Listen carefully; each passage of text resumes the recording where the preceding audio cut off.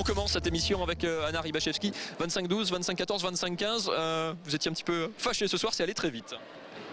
Oui, ça allait très vite, mais je pense qu'on a produit un beau volleyball et on a respecté les consignes. On a empêché l'équipe de Calais de jouer. Voilà. Et voilà, le résultat, ça fait un match en à peine 1 heure et en 3-7 secs. Vous n'étiez pas, vous étiez laissé au repos par votre entraîneur Magali Magal avec 2 autres joueuses lors de ce quart de finale de Coupe de France à Quimper.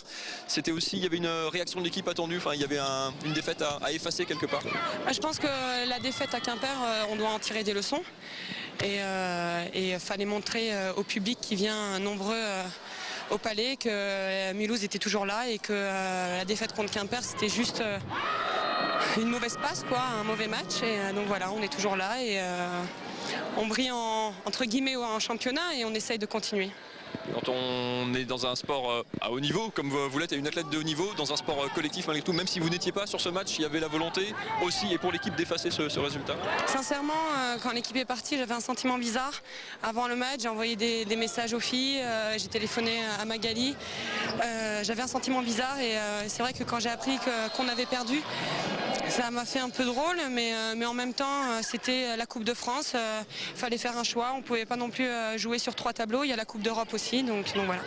On va parler justement de la Coupe d'Europe. Vous avez été éliminé de la Ligue des Champions, mais du coup reversé en tant que parmi les meilleurs 3e en Challenge Cup, en Coupe de la CEV. C'est une meilleure, on va dire, c'est une compétition peut-être plus abordable pour Mulhouse que la Ligue des Champions. La Ligue des Champions, c'est la première Coupe d'Europe avec les meilleures équipes européennes. C'est vrai que la CEV, c'est celle juste en dessous. Maintenant, espérons que ça va marcher, qu'on va pouvoir continuer à gagner en Coupe d'Europe. On ne sait pas encore contre qui on va jouer, mais j'appelle le public nombreux à venir le 23 février, je crois, à domicile. Ça va être un match super important, donc je compte sur eux. Ça sera bien le 23 février contre le vainqueur d'un match il y a eu le match aller seulement pour l'instant entre une équipe polonaise et une espagnole. Le fait que ce soit sur match aller-retour, donc 23 février, on va dire le match aller ici même au Palais des Sports. Sur match aller-retour, ça a une saveur particulière quand il y a élimination presque directe comme ça.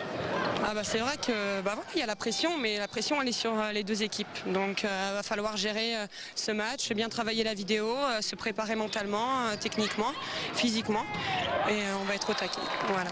Merci beaucoup Anna et rendez-vous le 23 donc ici même.